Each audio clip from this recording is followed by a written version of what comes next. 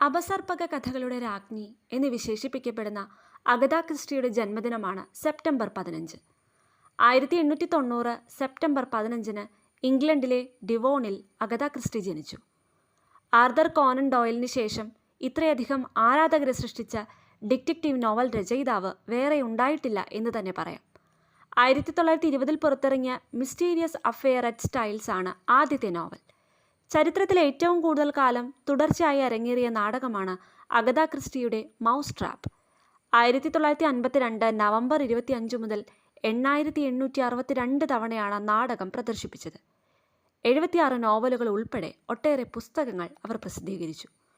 വിവിധ ഭാഷാ വിവർത്തനങ്ങളിലായി 100 കോടിയിൽ പരം കോപ്പികളാണ് വിറ്റഴിഞ്ഞത്. കുറ്റാന്വേഷകരായ ഹെർക്യൂൾ പോയ്റോട്ടും ജെയിൻ മാർപ്പിളും ടോമി ബെയർസ്ഫെഡുമെല്ലാം അഗത സൃഷ്ടിച്ച കഥാപാത്രങ്ങളാണ്. 1976 ജനുവരി 12 അവർ മരണമടഞ്ഞു.